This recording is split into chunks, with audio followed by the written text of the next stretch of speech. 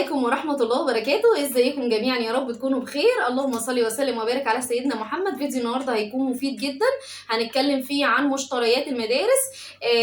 ان شاء الله الفيديو هيبقى مقسم لجزئين. الجزء الاولاني هنتكلم فيه عن الكتب الخارجية وايه الكتب الخارجية اللي انا جبتها للصف الاول الابتدائي.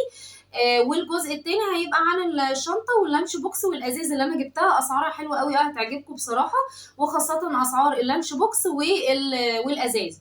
طيب بالنسبه للجزء الاولاني هنتكلم فيه عن الكتب الخارجيه. قبل بس ما اقول لكم انا جبت ايه للصف الاول الابتدائي، اولا انا بقالي طبعا ايهاب ويساف، ده يساف وده ايهاب وهم توأم.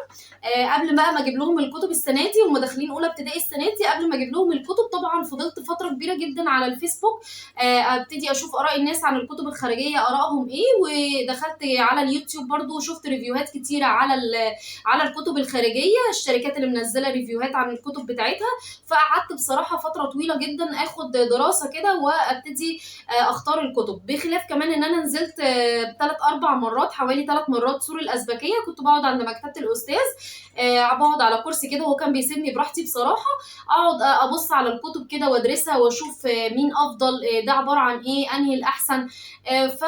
وما خدتش قرار كده من مره واحده، اديت لنفسي فتره كافيه ان انا اخد القرار براحتي، لان انا اللي نويت السنه دي ان شاء الله باذن الله ان انا اللي هشتغل مع اولادي، مش هديهم دروس خصوصيه. طيب مبدئيا كده انا كنت شغاله معاهم في كي جي 1 وكي جي 2 من كتاب معلم القراءه. تمام، معلم القراءه طبعا موجود في الاسواق، كنت بجيب لهم نسختين عشان هم توأم. وابتديت برضه اشتغل لهم من نور البيان. ما عجبنيش خالص نور البيان، شغله تقيل وصعب وما وصلنيش للمرحله اللي انا عايزاها خالص. فبصراحه يعني هو حتى اتبهدل معايا، انا ركنته خالص على جنب وقطعت خالص التعاملات معاه، وبدات اشتغل من معلم القراءه لحد ما لقيت كتاب تحفه تحفه هقول لكم عليه دلوقتي. خلاص.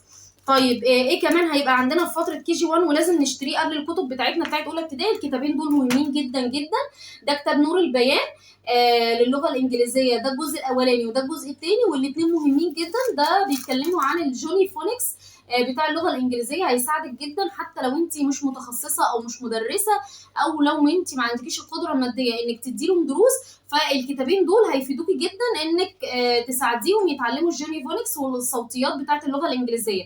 طب انا مش هقدر افهم برضو، مع ان هو برضو يعني مكتوب بالعربي، مش هقدر افهم برضو ومش هقدر اشتغل منه، اللغه الانجليزيه صعب عليا انا كماما وكده. هتلاقي على اليوتيوب شركه نور البيان نفسها منزله ريفيوهات او فيديوهات تعريفيه للصوتيات اللي موجوده في الكتاب، فهتبقى بالنسبه لك الموضوع سهل جدا وبسيط. هتشتغلي مع نفسك الاول وتدرسي الفيديو وتبداي تطبقي مع الاولاد في البيت. فالكتابين دول لازم يبقوا مهمين جدا حتى لحد الفتره الاولى اعدادي والثانيه اعدادي، هيبقوا مهمين جدا معاكي. طيب ده كده زي ما احنا قلنا مرحله الكي جي 1 والكي جي 2. مبدئيا بقى الكتب اللي موجوده في السوق للتعليميه بقى بتاعه الحساب والعربي والانجليزي كتيره قوي قوي في الاسواق. ممكن تروحي مكتبه الازهري في الفجاله، بتشتري منها الكتب دي الواحد عامل 15 جنيه 7 جنيه. انا ايام ما انا كنت جايباها كان الواحد عامل 7 جنيه و8 جنيه. يعني بصوا الكتب دي انا هوريها لكم، طبعا حروفنا الجميله دي معروفه. هيبتدي بقى هو يكتب فيها وايده تاخد على الكتابه، وهيبقى بالنسبه له الوضع جميل جدا. ده كل ده عشان يتعلم الكتابه. بصوا دي قواعد الحساب، كل دي الكتب دي ما بتزيدش عن 17-18 جنيه. برضو نور البيان منزل رياضه كويس جدا ممتاز، يعني انا ارشحهولك برضو حلو، مفيش مشكله في المرحله المبدئيه. انما نور البيان لغه عربيه مش حلو خالص، وانا هقول لك ايه البديل دلوقتي وهيعجبك قوي قوي. بصوا نور البيان هيعجبك برضو في الحساب، وعلى فكره هو موجود في مكتبات كتير، يعني ممكن تلاقيه في تحت البيت وكده. بصوا بقى الكتب دي كانت برضو عامله 12 جنيه. ده كتاب كده بيعلم الكسره والضمه، تدريبات عليه. تمام. كنت جايبه منه برضو كذا نسخه، وده كتابين مش عارفه الكتب مقلوبه ليه. وده المستوى الثاني بتاعهم كان بيتكلم عن الفتحه. خلاص. فدي حاجات ممكن كده ايه يعني زي ايه تدربيهم عليها. في برضو الكتاب ده حلو قوي ارشحهولك، اسمه لون واقرا، بيتكلم عن الحروف اللغه العربيه وبيلون فيها. مش عايزه اطول عليكم في المبدا ده او في الجزئيه دي كتب متنوعه تقدري تشتغلي معاها في مرحله الكي جي 1 والكي جي 2 لحد ما يتعود على قعده المذاكره.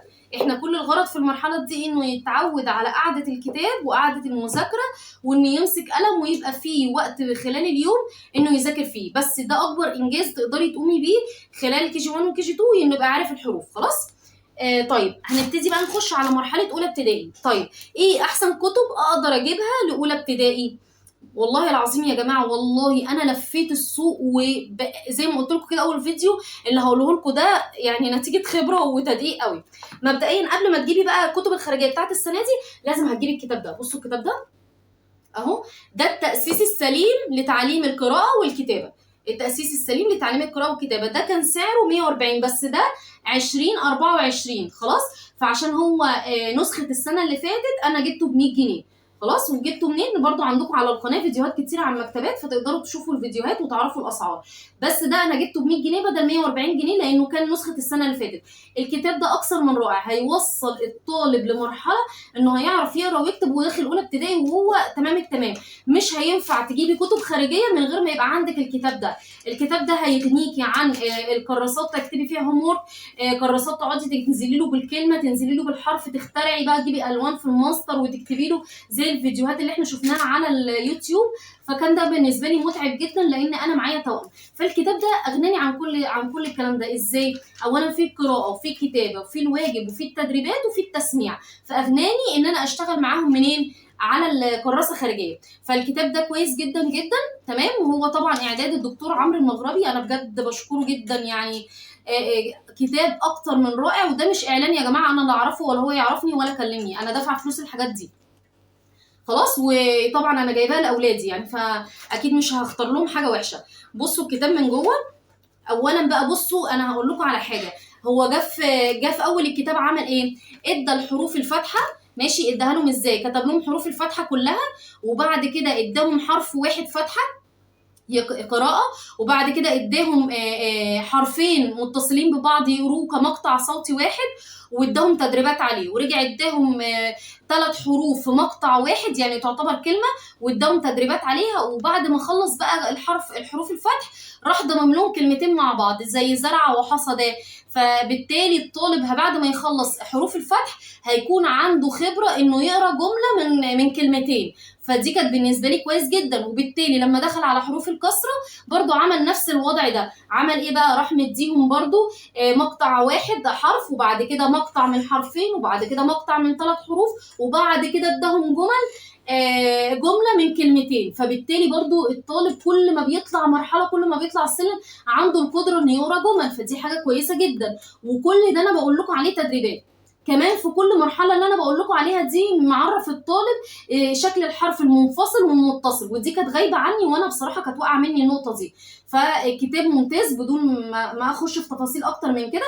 بعد ما خلص الفتحه والكسره والضمه والسكون والتنوين والمد، بدا يخش على حرف حرف ويدي عليه كلمات كتير ويدي عليه تدريبات كتير باشكال والوان. تحفه جدا. طبعا هتلاقوا على البيج بتاعتهم ريفيوهات وهم مصورين الكتاب وبيصوروها. وده مش يعني ده مش الفيديو بتاعي ان انا اصور الكتاب من جوه. بس مبدئيا عايزه اقول لكم ان خامه الورق تحفه. مهما الطالب مسح فيها بالجومه او بالاستيكه زي ما بتقولوا، الورق مش هيتقطع، مش هيتبهدل. الالوان فيه ممتازه، الاشكال فيه جذابه جدا للاطفال. اساف انت حبيت الكتاب؟ ساعدك كتير صح يا ساف؟ وانت يا هبه الكتاب عجبك؟ فالكتاب ده مفيد جدا يا جماعه، والله العظيم بجد احلى من معلم القراءه واحسن من نور البيان. طيب بعد ما نجيب ده هيبقى معانا، انا جبت لهم نسخه واحده لان زي ما قلت لكم في تدريبات كتير. فالتدريبات هو نص بيحل اساف ونص بيحل ايهاب، فالدنيا هتمشي معانا زي الفل. طيب جبنا ايه بقى؟ الاولى ابتدائي عربي. بصوا بقى جبنا ايه؟ اللهم صل وسلم وبارك على سيدنا محمد. اكتبوا في التعليقات الصلاه على النبي يا جماعه عشان ربنا كده يبارك لنا، او نبتدي الترم كده ان شاء الله ترم سعيد. جبت برضو التاسيس السليم زي ما قلت لكم. انا قعدت في الازبكيه 3 مرات اروح عند مكتبه الاستاذ واقعد اتفرج على الكتب كلها. التاسيس السليم تحفه تحفه تحفه.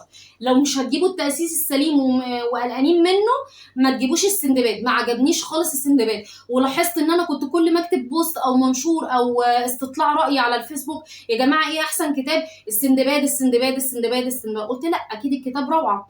نزلت اولا لقيت خامه الورق ما عجبتنيش خالص، الالوان باهته.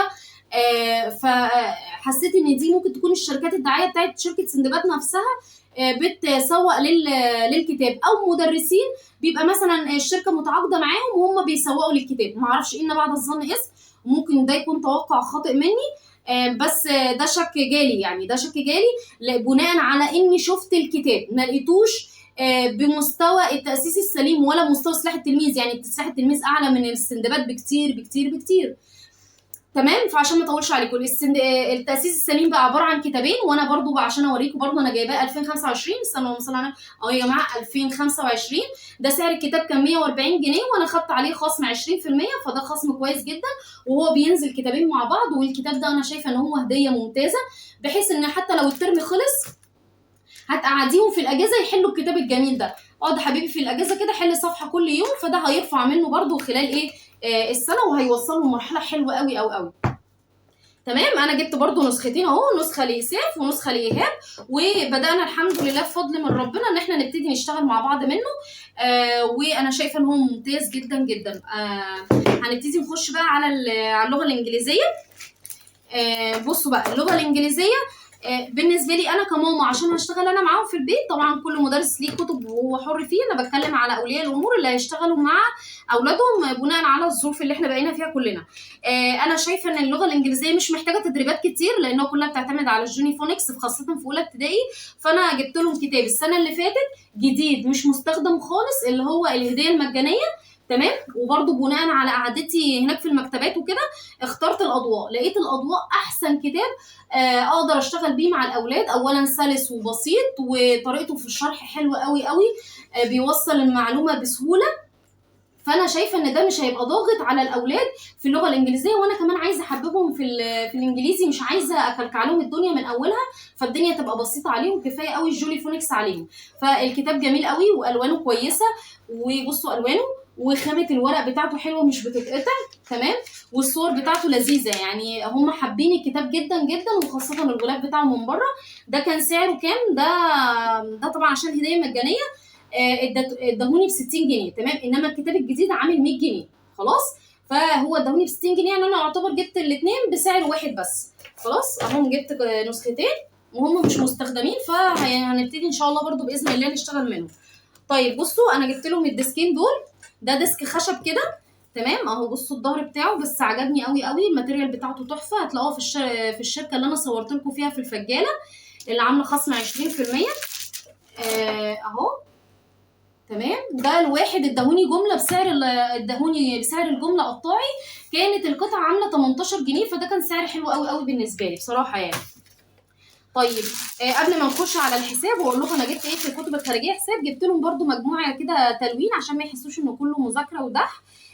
دي كده كان مجموعه 6 كتب تلوين، سعرهم حلو قوي برده في نفس المكتبه اللي جبت منها الديسكات دي، هتعجبكم قوي قوي. كان المجموعه دي كلها عامله 25 جنيه، وده كان سعر حلو قوي، لان كل اللي بيبيعوه في الفجاله بيبيعوا الواحد ب 15 وب 25، فكان سعر كبير قوي قوي عليه. طيب جبت من المكتبه ايه كمان؟ الكراسات بتاعه ديزني، لان الكراسات الثانيه مش بتعجبني. اولا الطول بتاعها قصير والورق بتاعها رديء، ودي ما كانتش بتعجبني خالص، فكنت بجيب كشاكيل ديزني. وادهتني برضو اللي هي المكتبه اللي انا صورت لكم فيها القطعه بسعر الجمله الواحد ب 10 جنيه بس يا هوبا حبيبي. ماشي. جبت بقى انجليزي عادي اللي هو بتاع اولى ابتدائي، وجبت المربعات، وجبت اللي هو 9 اسطر. انا قبل ما اجيبهم تواصلت مع المدرسه بتاعه المدرسه وقالت لي لا احنا هنحتاج 9 اسطر مش هنحتاج عادي يعني. انا قلت اتاكد برضو ايه قبل ما اجيب لهم. اخر حاجه بقى معانا قبل ما نخش على الشنط واللانش بوكس والازايز، الكتب الخارجيه بتاعه الرياضه. بصوا يا جماعه هم كل اللي كان مكتوب في الفيس السندباد السندباد السندباد. ماشي. انا نزلت وبصراحه بناء على التعليقات اللي كانت مكتوبه انا كنت ناويه اجيب السندباد، لان اكيد الناس دي يعني بتفهم عنه. رحت لقيت السندباد اولا الورق بتاعه وحش، الالوان بتاعته وحشه، الكتاب حجمه صغير مش كبير بالنسبه للكتب اللي انا هقول لكم عليها دلوقتي. التدريبات فيه مش اللي هو الواو، وقعدوا يقولوا تدريباته كتيره كتيره كتيره. انا ما لقيتش ده من وجهه نظري انا، مع احترامي لكل المدرسين اللي هم بيشكروا فيه. في 3 كتب رياضه تقدروا تجيبوها لاولى ابتدائي. الطب بتاعهم بكار تحفه، بكار جميل جدا جدا جدا، والتدريبات بتاعته كتيرة كتيرة جدا، وهتطلع طالب متفوق بمعنى كلمة متفوق. يعني تدريباته ملهاش حل يعني، ومزود حاجات كمان على المنهج، يعني هو مزود كمان حاجات على المنهج، والورق خامته حلوة والألوان بتاعته حلوة، والكتاب كتاب محترم يعني. لقيت في الأزبكية الكتاب هناك ب 50 جنيه بكار، بس نسخة السنة اللي فاتت، وبصراحة أنا كنت هجيبه. بس رجعت كده برضو ايه، قلت لا هستنى كده برضو ادرس الموضوع اكتر لحد ما جبت التاسيس السليم. يبقى قلنا اول حاجه بكار، لو انت ناويه بقى يعني تشتغلي معاهم شغل دح، او انت مؤسسه فعلا فعلا في كي جي 1 وكي جي 2 تمام التمام، لا توكلي على الله وهاتي بكار. بس انا عشان ركنتهم شويه على الرف في فتره المصيف، وهم يعني دماغهم صدت شويه من كتر قعدتهم على الموبايل، فانا قلت لا اجيب لهم حاجه بسيطه برضو وفي نفس الوقت تمريناتها كتير، وتطلعهم برضو متاسسين. اللي خدوه خلاص مش هنرجع له تاني. جبت التاسيس السليم. تمام. التاسيس السليم ده اول سنه ينزل فيها كتاب الحساب، خلاص، بس كتاب رائع جميل جدا جدا جدا جدا. خلاص. بصوا الالوان بتاعته حلوه ازاي، الماتيريال بتاعت الورق جميله، فهيستحمل، الكفر بتاعه جميل، تدريباته كتيره جدا جدا. ده نسخه 2025 مش نسخه السنه اللي فاتت، لانه اول سنه اصلا ينزل الكتاب السنه دي اهو. ده كان سعره 125 اهو، 125. وزي ما قلت لكم في فيديو مكتبه مكتبه النور اللي في الفجاله، الله يبارك لهم، ادوني الكتاب ب 100 جنيه بدل 125، يعني اداني كتابين ب 200 جنيه بدل 250.